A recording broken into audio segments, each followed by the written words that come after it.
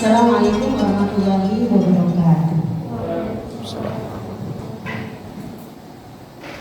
Saudara-saudariku calon pengantin yang berbahagia, pada kesempatan pagi hari ini kita bisa bersua dalam kegiatan bimbingan pranikah mandiri yang insya Allah akan diikuti oleh 6 pasang calon pengantin yang sudah terdaftar atau mendaftarkan diri di KUA Kementerian Pergantian Kota Yogyakarta, baik itu yang dinikah di bulan April maupun di bulan Mei yang akan datang.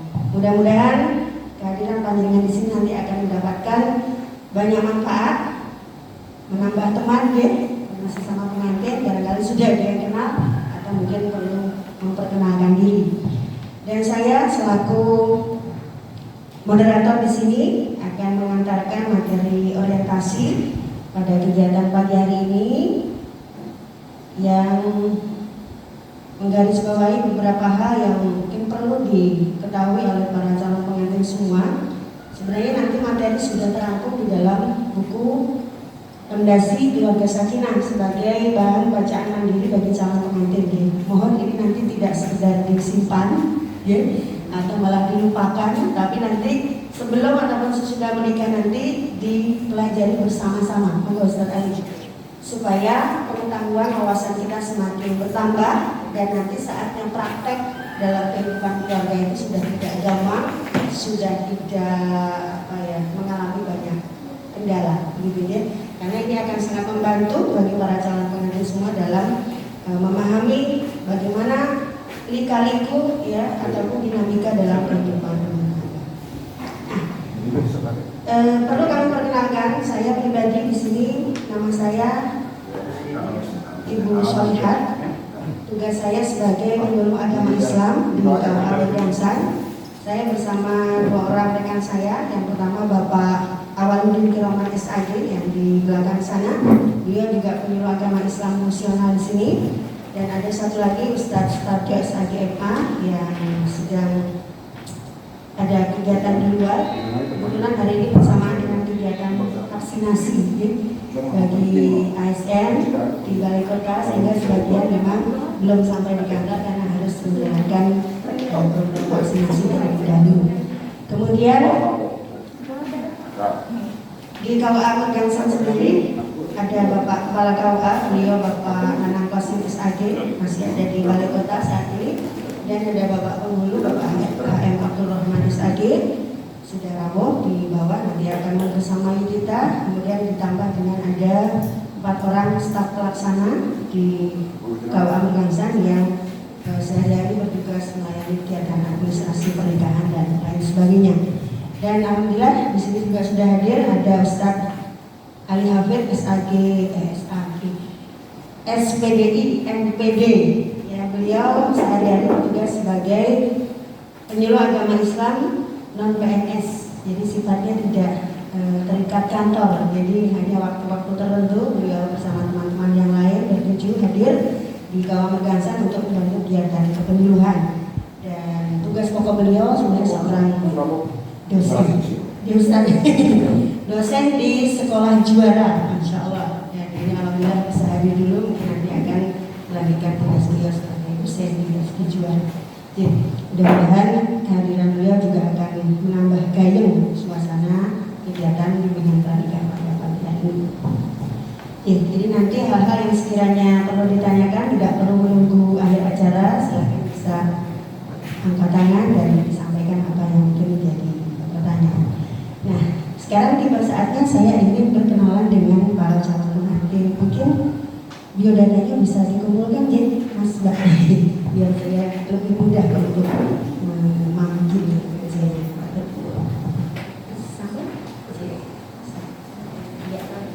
Bantu sekali.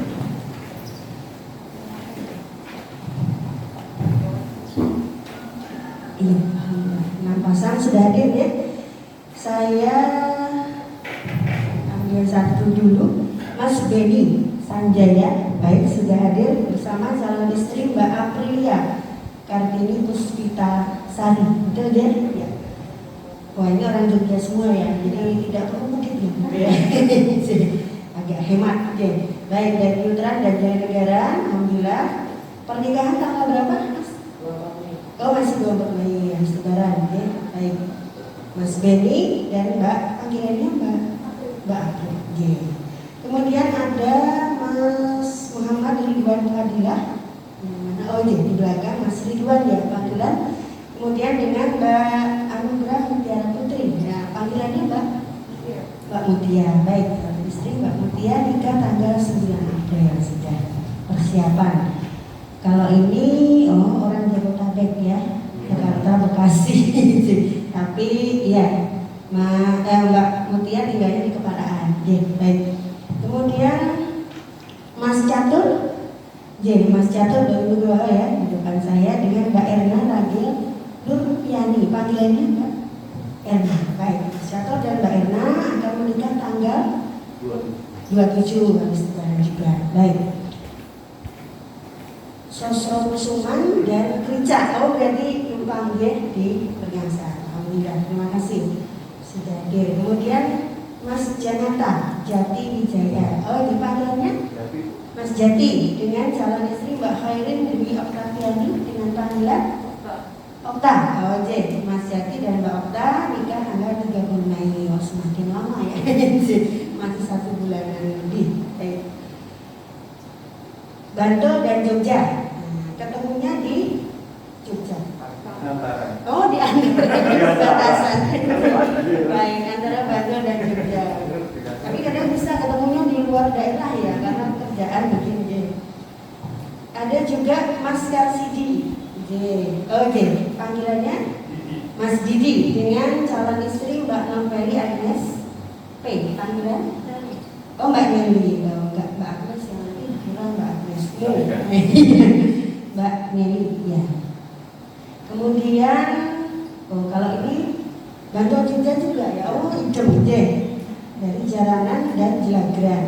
Numpang berarti Mas Imam, Mas Imam mu'alim masjid dengan Mbak Maitri ya. Maitri Nurul Pamuji, panggilan Mbak Maitri. Baik, Mas Imam dan Mbak Maitri Jogja semuanya. Suryo Utara, ini tonggo nih kita ya.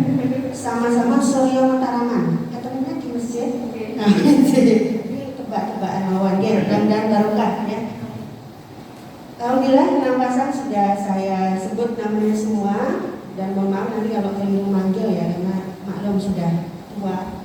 Jadi maksudnya dibandingkan dengan saya lebih tua ya Pak Adi. Tapi ada yang lebih tua Pak Awan.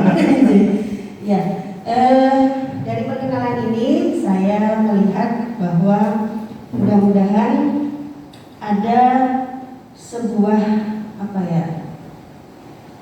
kesepahaman bahwa masing-masing pasangan itu memiliki kelebihan dan kekurangannya, baik itu secara fisik dan sewu. Jenengan tertarik kepada calon pasangan jenengan itu kira-kira dominan fisik atau non fisik, itu monggo dijawab sendiri ya.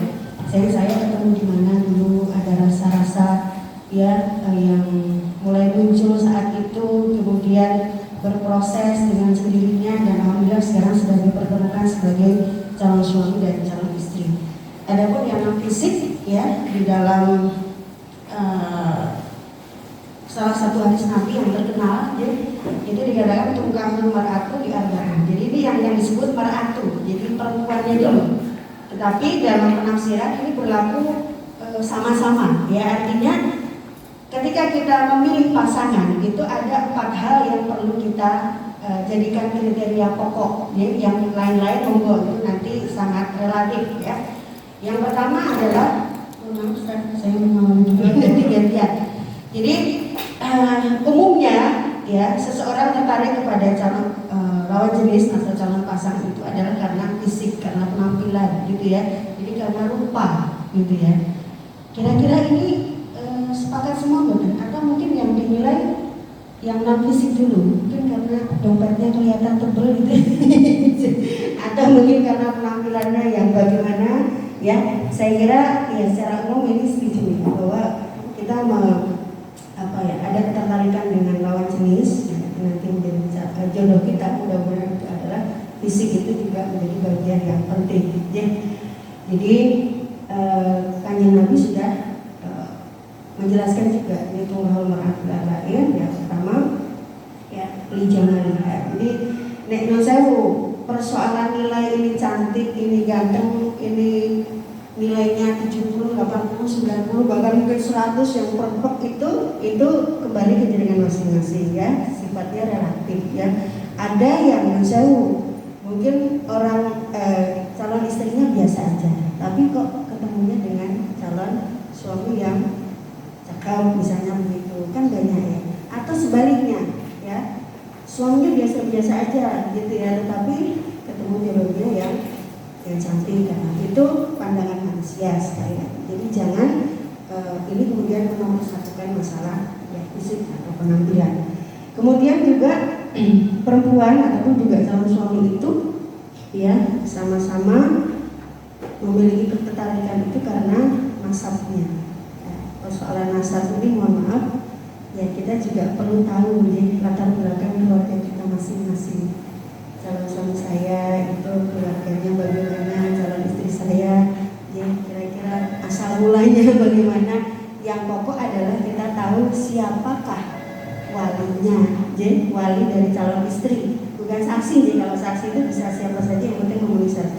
Tapi kalau wali, ketika ayah kandungnya itu masih hidup, masih ada, ya masih bisa dihadirkan, maka otomatis tidak bisa berpindah kepada wali yang lain, yang wali akrob. Ya. Jadi wali nasab itu ada urutannya yang sangat terperinci. Ketika ayah tidak ada, maka nanti kepada kakek, kepada paman dari jalur ayah, pada saudara kandung laki-laki dan seterusnya. Jadi mohon ini dipahami. Maka sebelum pelaksanaan ini harus jelas dulu yang menjadi wali bagi calon istri itu siapa. Okay? Dan ketika semua itu sudah tidak ditemukan wali nasab, ya, sampai ke yang terakhir, ya, maka ya, kemudian bisa dikonsultasikan sebagai wali hakim dari pemerintah, dalam hal ini adalah penghulu atau jadi ini harus dijelaskan dulu. Kemudian kriteria yang berikutnya adalah wali maliha, dari kekayaannya. Kira-kira kalau yang satu ini harus membuat, harus kaya kan betul mas? Calon panjenengan betul. Apakah harus dari orang yang istilahnya menengah ke atas? Ya, saya kira memang itu bisa menjadi ukuran, tetapi ketika kemudian Allah menghendaki kita berjodohnya dengan orang yang mungkin mohon maaf secara ekonomi kurang mampu atau menengah ke bawah, tanamkanlah keyakinan pada diri kita bahwa insya Allah dengan kita menikah, hidup berumah tangga itu Allah akan mengkayakan kita. Karena dengan dua rezeki yang bertemu, ya, rezekinya calon suami, rezekinya calon istri, menjadi sah menjadi suami istri dalam akad pernikahan, insya Allah ada keyakinan di situ, rezeki kita justru akan semakin banyak. Ya, karena tadinya kan satu-satu ya, kemudian bersatu jadi double. Gitu. Jadi yang penting keyakinan itu, ya Allah akan memperkaya diri kita sama pasangan kita, itu harus ada. Kemudian yang terakhir adalah walidin. Nah ini, mohon maaf, persoalan agama itu tidak hanya ya sholat saja ya. Calon pasangan kita sholat enggak gitu ya, karena sholat itu kadang-kadang hanya sebagai formalitas juga ada, tapi lebih kepada ya ibadah keseharian dan juga akhlaknya, budi pekertinya. Kira-kira sesuk nek dadi bojoku ki wonge gampang sur gitu ya, suka emosional mboten, karakternya bagaimana, ini juga harus dipelajari ya. Jangan-jangan sekarang kita sabar, setia, gitu ya, pengertian, ternyata nanti sudah resmi ketahuan aslinya ya. Gampang emosi lah ya, kemudian masih suka lirik-lirik kepada yang lain dan sebenarnya ini harus hati-hati. Persoalan agama ini sangat luas ya. Tidak hanya soal sholat, puasa ya saja yang itu ibadah makhluknya kita kepada Allah, tetapi juga hablum minannasnya. Nanti saat menjadi suami atau istri kita itu kira-kira sifat watak aslinya itu harus kita paham dan bagaimana menyikapinya itu yang penting. Itu orientasi yang pertama. Dan dalam buku fondasi itu monggo boleh dibuka plastiknya ya. Dengan teman-teman itu ada berbagai materi yang bisa ditemukan di di situ nanti misalnya ada persiapan menuju pernikahan yang kokoh, ya. Jadi bagaimana nih kiat-kiatnya supaya calon suami sama istri itu sama-sama punya persiapan yang cukup untuk membangun sebuah pernikahan yang kuat, keluarga yang kokoh, tidak mudah rapuh, tidak mudah bubar dengan jalan. Kemudian ada juga masalah fondasi keluarga sakinah, nanti mungkin sebagian besar akan disampaikan oleh Bapak Penghulu. Kemudian yang ketiga ada dinamika perkawinan, jadi bagaimana tahapan-tahapan ya kehidupan rumah tangga yang akan dilalui bersama, ya setahun, 2 tahun, 5 tahun, 10 tahun, bahkan sampai 50 tahun lebih nanti sudah punya anak, sudah punya cucu, ini dinamikanya seperti apa perjalanannya. Kemudian ada juga bagaimana membangun generasi yang berkualitas. Nah ini kan salah satu kunci kebahagiaan kehidupan rumah tangga adalah ketika hadirnya anak-anak di tengah keluarga. Gitu jadi bagaimana kita mempersiapkan mereka menjadi generasi yang berkualitas. Kemudian juga ada bagaimana memahami kebutuhan dalam keluarga. Karena otomatis ketika kita hidup mandiri lepas dari subsidi bantuan orang tua, ya harus ada kesiapan untuk membangun usaha, ya menyiapkan fondasi ekonomi yang cukup untuk memenuhi kehidupan rumah tangga. Dan ada materi kesehatan keluarga, materi hukum perkawinan dan seterusnya. Kira-kira 10 materi dalam buku ini tidak akan disampaikan semua.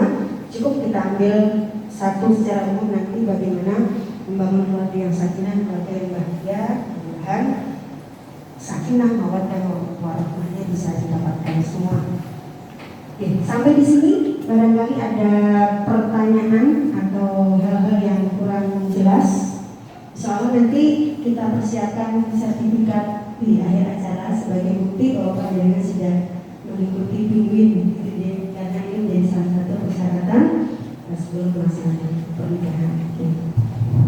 Dari calon suami atau para calon istri ada pertanyaan sebelum kita persiapkan memasuki materi yang pertama.